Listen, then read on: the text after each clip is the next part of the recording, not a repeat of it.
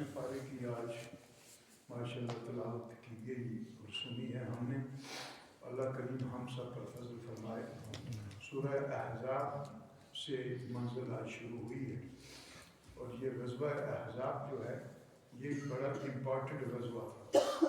جس طرح غزوہ بدر ہے، احد ہے، احزاب کی بھی ایک اپنی اہمیت ہے. تو اب اسی کے نام پر پھر سورہ احزاب رکھی گئی کہ بہت سارے گروپ احزاب حزب کی جمع ہے، یعنی بہت سارے کیونکہ گروپ سارے جمع ہو گئے.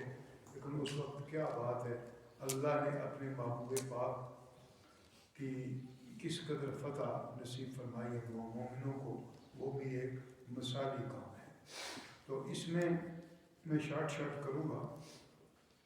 اللہ کریم نے جہاں اور بڑی نعمتیں ذکر کی ہیں، بدو کے اصلاح کی کوشش کی ہے، وہاں گھریلو ماحول کی بھی اصلاح کی کوشش کی ہے. ہماری بچیوں کو، ماؤں بہنوں کو، خواتین کو پردے کا بھی حکم دیا ہے اور اس میں سب سے پہلا خطاب اللہ کے محبوب کی ازواج کو. سبحان اللہ. آپ اندازہ کریں تاکہ کوئی یہ نہ سمجھے کہ لوگوں کو کہتے ہیں، خود نہیں کرتے. فرمایا پہلے، فرمایا یا نساء النبی، اے نبی کی بیویوں، لستن کا احد من النساء، تمہیں اللہ میرے محبوب کے نکاح میں آنے کے بعد رب نے شان یہ بخشی ہے کہ تم باقی عورتوں کی طرح نہیں ہو. یعنی کوئی عورت بھی تمہاری طرح نہیں ہے. پہلے تو تم عورتوں ہی کی طرح تھی، عام عورتوں کی، مگر نکاح محبوب میں آنے کے بعد تمہارا مقام بڑا بلند ہو گیا.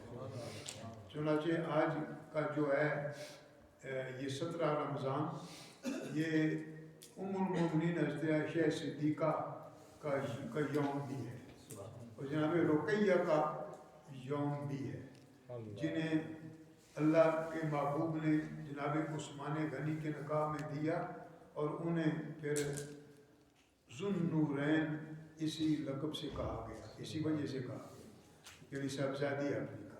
اور پھر ازواج مطہرات میں جناب خدیجہ الکبریٰ کا پہلے ذکر ہو چکا ہے مختصر سا.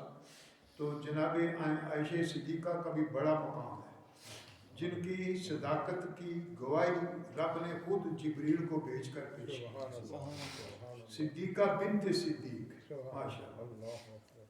فرمایا کہ اللہ اللہ اللہ وقرن فی بیوتکن، اپنے گھروں میں رہو.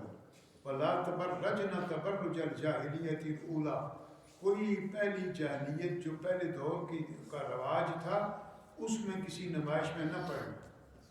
وَأَقِمْنَا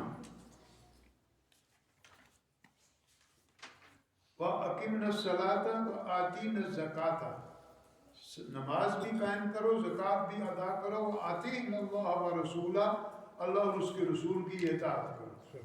یعنی نبی پاک کی بھی اطاعت رسول سمجھ کے کرو، صرف خامن سمجھ کے نہ کرو، رسول پاک. پھر فرمایا انما یرید اللہ لیذھب عنکم الرجس اہل البیت، اے اہل بیت، اللہ نے ارادہ فرمایا تم سے رجس کو دور کرنے کا. رجس بالکل ختم کرنے کا ہے ہی نہیں. وَيُطَهِّرَكُمْ تَطْهِيرًا، تو تمہیں ایسے پاک کر دے جیسا پاک کرنے کا حق ہے. یہاں یقیناً پانچ پاک جنہیں ہم کہتے ہیں، مولا مرتضیٰ، سیدہ خاتون جنت سلام اللہ علیہا، حسنین کریمین، انہیں سرکار نے چادر اڑائی، چادر کے نیچے رکھ رکھا اللہم ہؤلاء اہل بیت. تو لوگ سمجھتے ہیں کہ یہ صرف آیت ان کے لیے ہے. نہیں، یہ آیت نازل ہوئی ازواج مطہرات کے ذکر میں، تو ازواج بھی اہل بیت ہیں اور یہ جن کے نام چادر میں سرکار نے رکھا یہ بھی اہل بیت ہے. اگر انہیں سرکار چادر میں شامل کر کے اہل بیت نہ شامل فرماتے تو دنیا انہیں اہل بیت نہ کہتی. اور پھر آپ کی ایک زوجہ نے یعنی ام سلمہ نے چاہا کہ میں بھی چادر کے اندر آ جاؤں، تو آپ نے فرمایا نہیں، تو ٹھہر جا، انکے علی مکانک، تو اپنے مکان پر ہے. سرکار نے منع کیوں کیا کہ اگر انہیں سرکار اجازت دے دیتے تو لوگ کہتے ازواج میں صرف وہ اہل بیت ہیں. فرمایا انکے علی مکانک، یعنی تو پہلی اہل بیت ہے، کیونکہ آیت جو گزری ہے ویسے بھی تو گھر والے ازواج کو ہی کہتے ہیں نا. تو آل بیت بعض لوگ، میں یہ کہہ رہا ہوں کہ بعض ہمارے لوگ بھی ازواج کا ذکر نہیں کرتے آل بیت میں، صرف ان 4 نفوس کا ذکر کرتے ہیں. نہیں، آل بیت ولادت، آل بیت نسل، آل بیت سکنا، یہ سارے آل بیت کی قسمیں ہیں. اور آل بیت نسبت بھی ہے. جناب سلمان فارسی کو سرکار نے فرمایا سلمان منا من آل بیت، تو بھی اے سلمان تو بھی میرے آل بیت میں سے. اور یقیناً آج چادر تطہیر آل بیت اطہار کو دی گئی بہت بڑا مقام ہے. اور آل سنت کا عقیدہ یہی ہے میرے بھائیوں، ہم آل بیت اطہار کی بھی عزت اور احترام کرتے ہیں، ان پر بھی ایمان ہے، اور صحابہ کرام کی بھی عزت کرتے ہیں، ان پر ایمان ہے. جو آل بیت کی محبت میں صحابہ پر تنقید کریں وہ بھی نہیں ٹھیک، اور جو صحابہ کی محبت میں آل بیت پر تنقید کریں وہ بھی نہیں ٹھیک. اور آل سنت دونوں کے غلام ہیں. آئے پھر فرمایا فَاذْكُرْنَ مَا يُتْلَىٰ فِي بُيُوتِكُنَّ، یہ ساری کی ساری نعمتیں ذکر کی ہیں. کاش کے وقت ہوتا تو اس پر تفصیلی میں کچھ عرض کرتا. پھر آگے چل کر مَا كَانَ مُحَمَّدٌ أَبَا أَحَدٍ مِّن رِجَالِكُمْ، تم میں سے مردوں میں کہا، رجال کہا، یہ نہیں کہا کہ تم میں سے کسی کے باپ نہیں، کیونکہ آپ کے 4 بیٹے بھی ہوئے ہیں. فرمایا 4 بیٹیاں اور 4 بیٹے. اور فرمایا کہ یہ محمد مصطفیٰ صلی اللہ علیہ وسلم باپ نہیں ہیں، ابا نہیں ہیں کسی مرد کے، یعنی بالغ کے، ولیکن رسول اللہ، بلکہ وہ اللہ کے رسول ہیں. وخاتم النبیین، اور یہ بھی شان ہے کہ وہ آخری نبی، آخری نبی. خاتم کا معنی یہاں آخری کے، خاتم کے اور بھی معنی ہے، آخری نبی کے. اور یہ کیوں کہا بیٹے؟ میں یہ اکثر کہتا ہوں رب نے بیٹے دیے. دیے کیوں؟ دیے اس لیے کہ بیٹا بھی ایک نعمت ہے. اگر رب نہ دیتا تو منکر کہتے کہ بیٹے سے تو محروم رکھا ہے نا، تم کہتے ہو ساری نعمتیں دی ہیں، بیٹا بھی تو نعمت ہے نا. بیٹے دیے مگر لے لی. لے کیوں لیے؟ کہا کہ محبوبہ اگر یہ بالغ ہو جائیں تو پھر نبی ہوں گے، اور تو آخری نبی ہے. اگر یہ بالغ ہو جاتے تو پھر نبی ہوتے، ورنہ سابقہ نبیوں کے بیٹے جو بالغ ہوئے ہیں وہ نبی ہوئے ہیں. تو اس بھی نعمت سے تمہیں معلوم نہیں رکھتے، اس لیے بلوغت سے پہلے ہی اٹھا لیتا ہوں، دیتا ہوں. اور تیسرا راز یہ ہے کہ اگر کسی تیرے امتی کے بیٹے بچپن میں اس طرح فوت ہو جائیں تو وہ صبر کر جائے کہ میرے محبوب آقا کے بھی تو بیٹے اللہ نے دیے تھے. یہ اس میں بڑے راز ہیں.